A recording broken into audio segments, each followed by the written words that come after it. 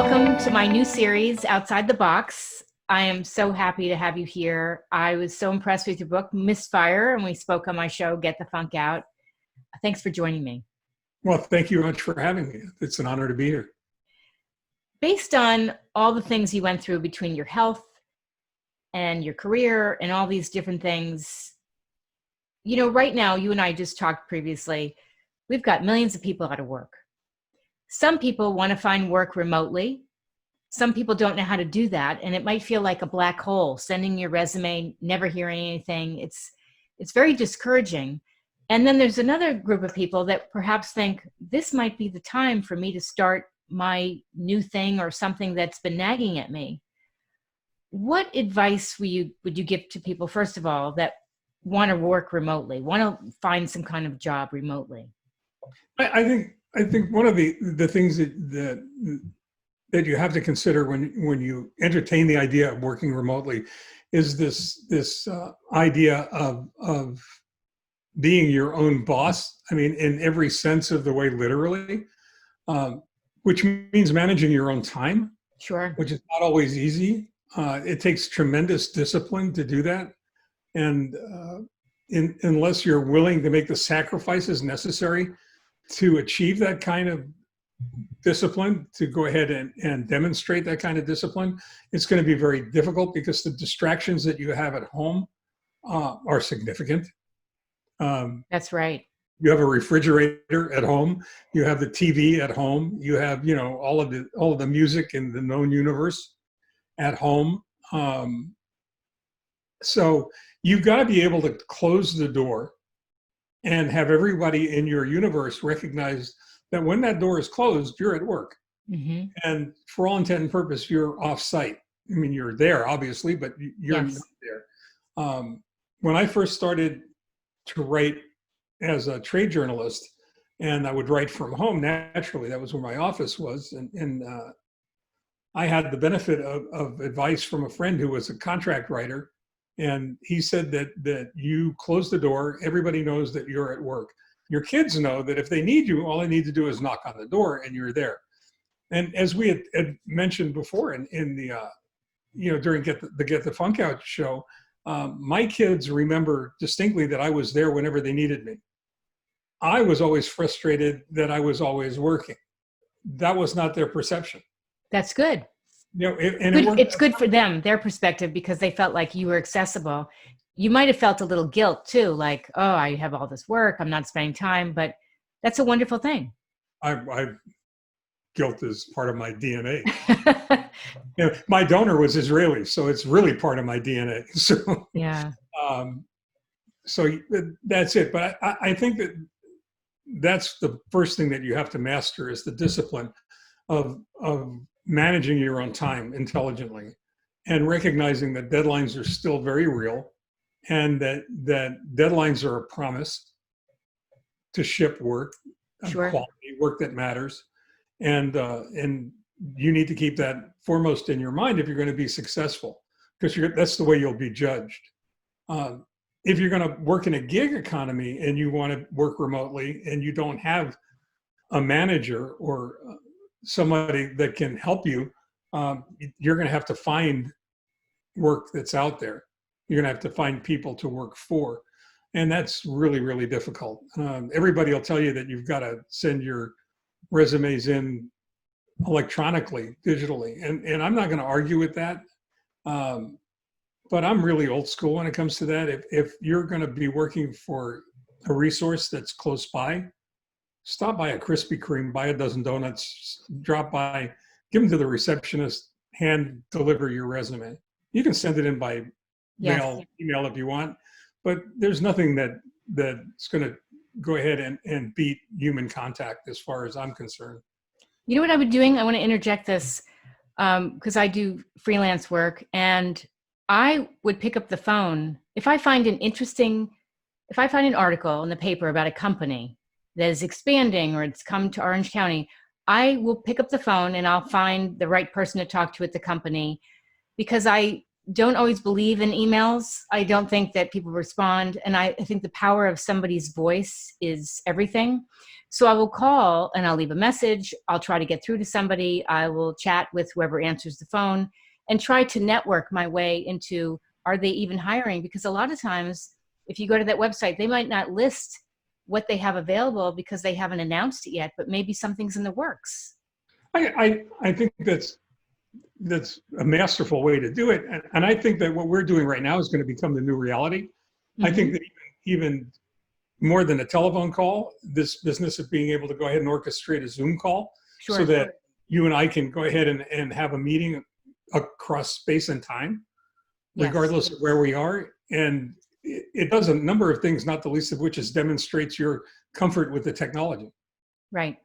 That's true. You know, that's a whole other talk for my series, because prepping to work remotely, between what you said, which is designating a space, setting boundaries, parameters, expectations for everybody else in your house, but also, are you tech savvy? I have a great person I'm bringing on to talk about that. But, you know, how do you present yourself on a Zoom call is key, you know? You don't want to really roll out of bed and have bedhead and be wearing a sweatshirt. You know? You certainly don't want to stand up and... Oh, hi. Yeah. you know, nice to meet you. I really want a job with you, you know? So have somebody find out that you're sitting there in your boxers either. It's just like... I know. Well, a lot of newscasters remotely, like, you don't know what they're wearing, but that seems to be the case. But, you know, how to present yourself and look at the whole square where we are and see, you know, like, oh, okay, Mitch doesn't have a dirty laundry in the background. That's good. And, you know, just trying to present yourself in a professional way so that they can see, oh, this is how you're going to carry on if you're hired.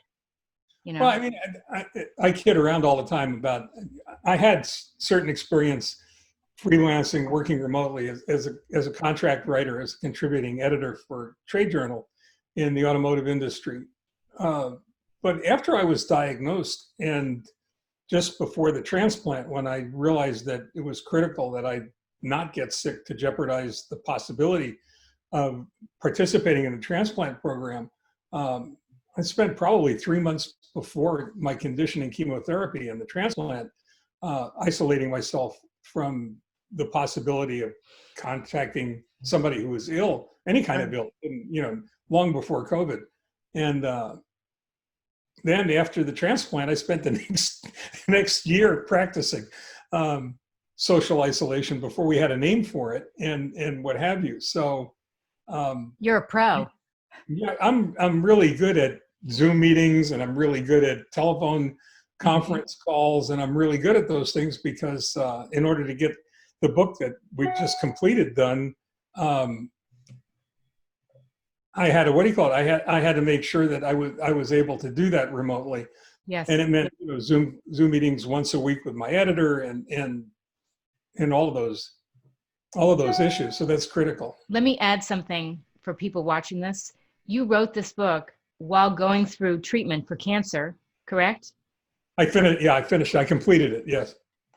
Yeah. During the last 3 years of concerted effort to complete, edit, format, publish, and now complete the audiobook, which is so cool. That's really cool. And the audiobook is, well, you do voiceover, so you understand how cool it really is. But my editor, the editor I had for the physical book, was able to listen to the first chapter of the audiobook the other night, and he just came out of his skin. He was just so jazzed. It was great. It was so much fun. That's amazing.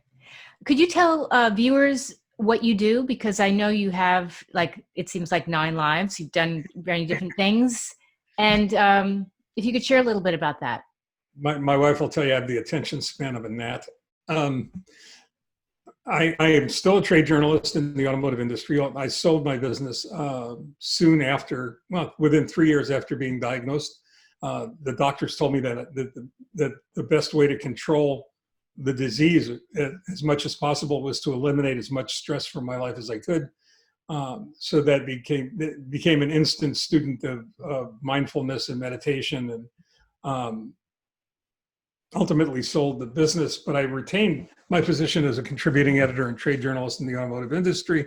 I did seminars for many, many years, education in the automotive industry, teaching shop owners how to run their businesses more intelligently, more efficiently, more effectively, more profitably, and created an 8-volume series of books on automotive shop management. And that was really the birth of this idea of a novel, a hybrid novel, on which was a compelling story that had to do with life and business. And really what MISFIRE is all about, MISFIRE, what to do when things aren't running on all cylinders, because a lot of times in life, things aren't running on all cylinders like now. Yes. It is a business, it's a book about life and business that designed to help you avoid misfires and achieve success. And I think that it does that in a very compelling way, because it does it through a story that's very relatable to most people who've, especially small business owners, who can understand the stress and the tension of having to make payroll. You know, for years, I divided the whole universe into 2 groups of people: people that had to make payroll and people that were paid. Mm-hmm. And unless you've had to make payroll, unless you've had the pressure of figuring out where the money's going to come from in order to pay all the people who depend on you, you can't really appreciate what that stress and that anxiety is like. So that's where the idea for the book really came out of the 8-volume series that I wrote, and trying to find a different way to tell that story to people who wouldn't necessarily wander the aisles in a Barnes and Noble or on, online with Amazon trying to find a business book, but who would react to a story about a business owner that they would recognize themselves in that mirror, Mm-hmm. and then go on from there. So, And we talked about the power of story. oh, well, I think that, people will only remember 3 to 5 concepts plus or minus 2 based upon how complicated they are. But people, if they relate to a story, will remember that story forever, because it touches so many different parts of the brain. And I learned that really, really early in my career as a speaker and an educator, as far as the seminars were concerned. And I recognized that if you could go ahead and make your point within the context of a story, rather than with charts and graphs and a PowerPoint presentation, you were much better off, because it would stick much more powerfully. And now when I do a PowerPoint presentation now, I don't have any bullet points. I just put an image on the screen, and the image takes us where we need to go. That's great. All part of the story. It's interesting. I remember one of my favorite classes at Syracuse University was on intrinsic motivation. And it was a model by, I think his name was John Keller, the ARCS model. I don't know if you ever heard of it. No. A is for attention, R is for relevance, C is for confidence, S is for satisfaction. And what you do is, when you're presenting something or teaching or whatever you're doing, you design it in a way so you get their attention, you make it relevant, so the story is relevant. Mm-hmm. You give them confidence that they can master whatever it is you're teaching them, and you make it satisfying. Wow. Isn't that powerful? And so that That's what I did in MISFIRE. I'm so cool. I feel so good.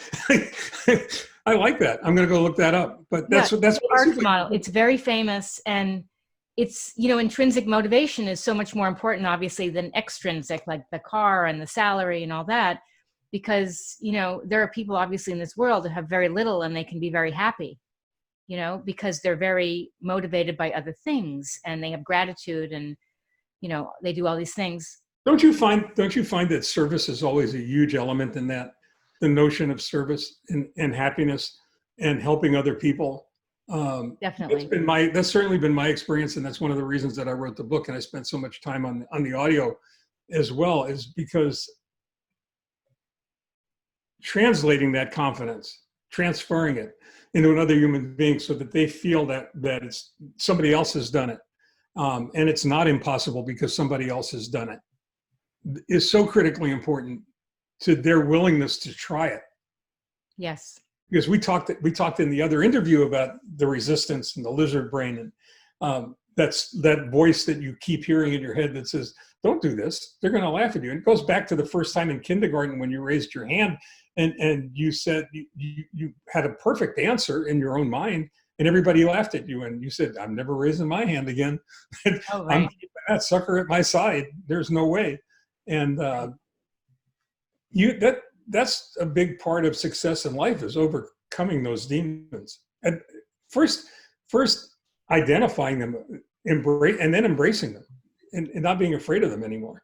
Well, and in the context of what's going on right now, for the person that wants to go out and start their own job, business, whatever, they have to get over that negative self-talk, that self-doubt. What advice would you give them right now for wanting to go create their new venture? First of all, get used to it, because it's really going to be hard to silence that voice. The next is from the movie Moonstruck, snap out of it, get past it. Snap out of it. Yeah, I guess snap out. If you could slap them in the face, slap them in the face. Mm-hmm. Because the only way to accomplish anything of consequence is through hard work and sacrifice. Mm-hmm. Now, doing something that you love to do and something that satisfies you greatly.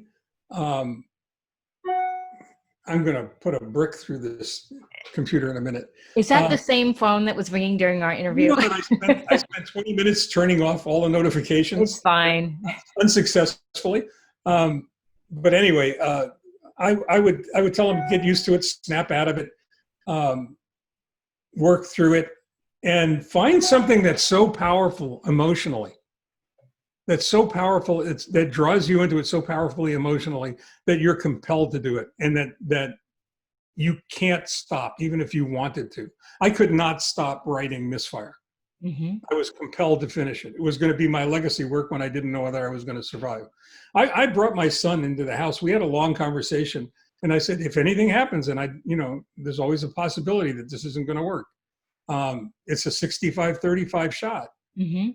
I want you to finish this book, because he's a better writer than I am, really. But that's a difficult conversation to have. But that's the kind of passion that you have to have in order to be successful at whatever it is you do. You can't accomplish anything in life without fear, and without passion, and without discipline and determination and dedication. All the D words that nobody likes. Yeah, but that's so true, because when you are so jazzed about something, where you wake up in the middle of the night or in first thing in the morning, and that's all you think about, people will see that passion, that dedication, that excitement all over you when they look at you. And when you talk about it, like if you have to sell or get, advertisers or whatever, you're not really selling, because you're not pushing. You're just telling a story about why this is so important, that people will gravitate towards you with that passion. I think people are intuitively aware of when they're confronted with the truth. Mm-hmm. Even if it's your truth, they recognize the passion, they recognize the commitment. They try and read the character that you bring to the project. And I think all of those are factors that enter into acceptance. We're all fighting for limited attention span, especially in this age, and especially when there's a crisis. So in order to create exposure, awareness, interest, desire, and then get somebody to act, the ADA model, you've really got to be on your job, and you can't get discouraged, because it can very easily get discouraging if you allow it to be, and you just got to execute with a perfect faith. You bet. So for people that want to just work remotely, do you have any advice? Do you have any tips about industries or ideas about finding work remotely or anything like that? I think you have to be honest and aware of what your talents and abilities are. Find someone. Yeah, I had a very dear friend of mine who told me that the secret of a long and happy life was to find something that you love to do, to learn how to do it well enough so somebody's willing to pay you to do it, Mm-hmm. and then to learn to live on what it pays.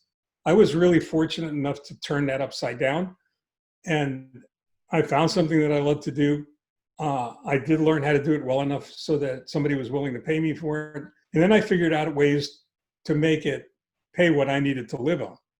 So I turned that model inside out. But I think that's where it starts. Once you have something to contribute, then you have to find someone who needs that contribution in order to be more successful. And that's the opportunity that will give you a chance to work remotely. And then, find an industry in which that's conducive. I mean, I fixed cars for many years. You can't fix cars remotely, Right. but you can write about it remotely. Yes.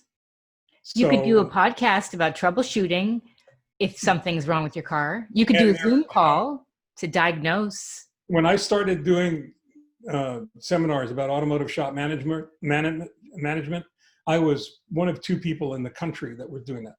And we created a cottage industry. So now there's like hundreds of people all over the country that are doing it. And people say, well, doesn't that get you angry? Doesn't that make you mad? No, hell no. I mean, I'm thrilled to death that people are getting educated. How can I feel bad about that? That's what I set out to do.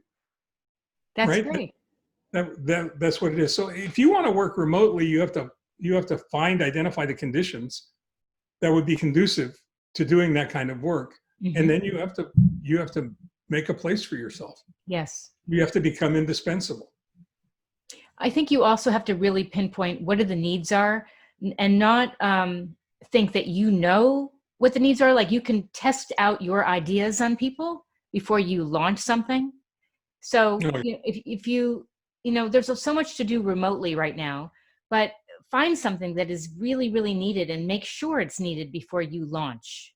I think a lot of people lose track of the fact that it isn't your wants, needs, and expectations that are important. You need to be aware of them, certainly, in order to navigate wherever you're going. But when you're dealing with remote work, you're working for someone else. That someone else is your client. That someone else is your customer. It's their wants, needs, and expectations that you need to be aware of. Sure. What are they looking for? What do they want and need? And if you're the one that can present that product in the most intelligent and most effective way, then jump in there and convince them that they need you in order to do that. If you're not the best person to do that, and you know that, figure out if you know somebody else who can do it better, and recommend them. Share the opportunities that are out there. You don't want to do work that's not going to be appreciated for somebody who doesn't really need it. You really want to go ahead and be in a different situation than that. Yeah, that's solid advice. Anything else you'd like to add before we wrap up? There's an argument out there. There's a discussion out there that the kanji symbol for a crisis in Japanese or Chinese ideograms is comprised of 2 different ideograms. One is danger, and the other is opportunity. So the advice that I would give everybody is that within the context of every crisis that we're going to be confronted with is an opportunity. Somebody is going to do well in this situation. Somebody is going to find a new career. Somebody's going to find the opportunity to communicate, to change lives, to improve themselves and people around them. Be that person. Definitely be that person. Be that person. Where can people find out more about you? MISFIREbook.com. Okay, One word. MISFIREbook.com. Okay. And you can email me at mitch@misfirebook.com. Fantastic. Thank you so much. This has been great. Thank you. It's been a delight. I forgot to tell the viewers that you also have a background in martial arts. I have the attention span of a gnat. Anything to keep busy. And in Zen, they call it the monkey brain, right? Yes. That's the chatter that's continually going on inside your head. So Yeah. I sought out all the different things that I could do to quiet that monkey brain down somewhat. So that for me was moving meditation. That is great. I love it. Well, you seem very resilient, and stay well. I will do the best I can, I promise. Okay. Okay. All Thank right. you.